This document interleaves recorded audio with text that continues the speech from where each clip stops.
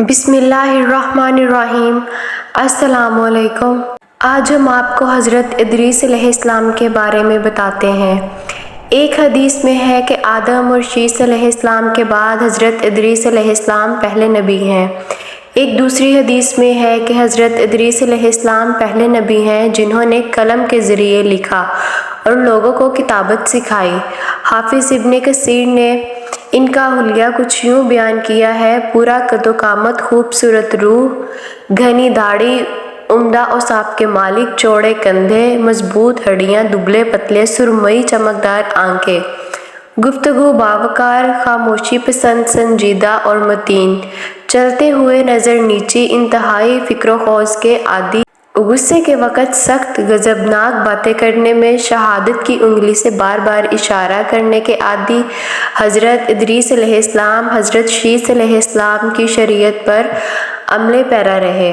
چونکہ حضرت ادریس علیہ السلام رسول بھی تھے، اس لیے اللہ کی طرف سے مستقل ان پر شریعت نازل ہوئی، جس کی تشریح و تفسیر کر کے لوگوں کو احکام الہی سے آگاہ فرماتے۔ حضرت ادریس علیہ السلام نے جب دیکھا مفسرین ایمان والوں پر ظلم و زیادتی کر رہے ہیں، ان کا فساد بڑھتا جا رہا ہے اور سمجھانے کے باوجود یہ لوگ باز نہیں آ رہے، تو انہوں نے اپنے پیروکاروں کو جہاد کا حکم دیا۔ حضرت ادریس علیہ السلام پہلے شخص ہیں، انہوں نے اللہ کے راستے میں جہاد کیا، غنیمتیں حاصل کیں اور دشمنوں کو قیدی بنایا، لیکن غنیمتیں اور قیدی ان کے لیے حلال نہیں تھے۔ رسول اللہ صلی اللہ علیہ وآلہ وسلم پہلے رسول ہیں جن کے لیے غنیمتیں حلال کی گئیں، لیکن یہ بات یقینی ہے کہ جہاد سب سے پہلے حضرت ادریس علیہ السلام نے کیا۔ انہوں نے جہاد کے لیے سب سے پہلے ایک لشکر تیار کیا، پھر اس لشکر کو دو حصوں میں تقسیم کیا۔ ایک حصہ پیادوں پر مشتمل تھا، دوسرا حصہ سواروں پر مشتمل تھا۔ چنانچہ بھرپور تیاری کے بعد حضرت ادریس علیہ السلام نے کابل کی قوم پر چڑھائی کر دی۔ حق و باطل کے درمیان زبردست معرکے ہوئے۔ آخرکار حضرت ادریس علیہ السلام نے انہیں گھٹنے ٹیکنے پر مجبور کر دیا، ان کا بہت سا مال و اسباب لوٹ لیا اور لوگوں کو قیدی بنا لیا۔ اللہ تعالیٰ نے ان تمام باتوں کا ذکر نہیں فرمایا، بلکہ اللہ نے ان کی سیرت کے بارے میں اپنی کتاب قرآن مجید میں اشارتاً ذکر فرمایا ہے۔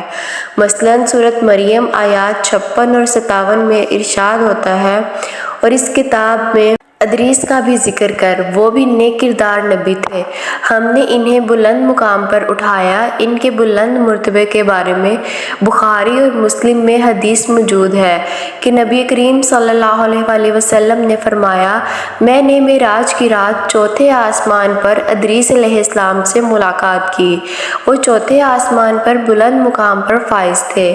ابن جریر نے ایک روایت بیان کی ہے، وہ روایت اس بات کی وضاحت کرتی ہے کہ اللہ تعالیٰ کے ارشاد سے کیا مراد ہے، اس کا مفہوم کیا ہے۔ ابن جریر کے علاوہ دیگر بڑے بڑے مفسرین اور مورخین نے بھی اس روایت کو ذکر کیا ہے، لیکن اس کی کوئی صحیح سند نہیں مل سکی۔ وہ روایت یہ ہے، ابن ابی حاتم وغیرہ نے اس روایت کو حلال بن جسار سے بیان کیا ہے۔ وہ کہتے ہیں، میری موجودگی میں ابن عباس رضی اللہ عنہ نے قعب رحمۃ اللہ سے پوچھا کہ آپ ادریس علیہ السلام کے متعلق اللہ تعالیٰ کے اس قول ہم نے انہیں بلند مقام پر اٹھا لیا کا کیا مطلب ہے؟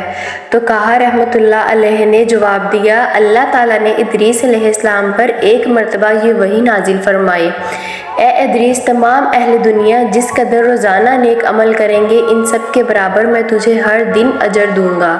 ادریس علیہ السلام نے یہ سنا تو انہیں خواہش محسوس ہوئی کہ میرے اعمال میں افس و اضافہ ہو، اس لیے عمر کا حصہ طویل ہو جائے تو اچھا ہے۔ انہوں نے وحی الہی اور اپنے اس خیال کو ایک رفیق فرشتے پر ظاہر کر کے کہا، اس معاملے میں موت کے فرشتے سے گفتگو کرو تاکہ میں نیک اعمال کا زیادہ سے زیادہ وقت حاصل کر سکوں۔ اس فرشتے نے جب یہ سنا تو ادریس علیہ السلام کو اپنے بازوؤں پر بٹھا کر لے اڑا۔ جب یہ چوتھے آسمان سے گزر رہے تھے تو موت کا فرشتہ زمین پر آنے کے لیے اتر رہا تھا، وہیں دونوں کی ملاقات ہو گئی۔ دوست فرشتے نے موت کے فرشتے سے ادریس علیہ السلام کے بارے میں گفتگو کی۔ موت کے فرشتے نے دریافت کیا، ادریس علیہ السلام کہاں ہے؟ اس نے کہا، میری پشت پر موت کا فرشتہ۔ کہنے لگا، مجھے اللہ کی طرف سے یہ حکم ملا ہے کہ چوتھے آسمان پر ادریس علیہ السلام کی روح قبض کر لو۔ اس لیے میں سخت حیرت میں تھا کہ یہ کیسے ممکن ہے۔ ادریس علیہ السلام تو زمین پر ہیں۔ چنانچہ موت کا فرشتہ ادریس علیہ السلام کے پاس آیا، ان سے اجازت طلب کی اور ان کی روح قبض کر لی۔ انبیاء کو یہ امتیاز حاصل ہے، فرشتہ ان کی اجازت کے بغیر ان کی روح قبض نہیں کر سکتا، اور رسول اللہ صلی اللہ علیہ وآلہ وسلم کو تو یہ اختیار دیا گیا کہ آپ دنیا میں مزید رہنا پسند کریں تو رہ سکتے ہیں، یا پھر رفیق اعلیٰ کی رفاقت کو پسند کر لیں۔ رفیق اعلیٰ کی رفاقت کو پسند فرمایا۔ اس طرح ادریس علیہ السلام کی روح چوتھے آسمان پر قبض کی گئی۔ انہیں بھی عیسیٰ علیہ السلام کی طرح آسمان پر اٹھایا گیا۔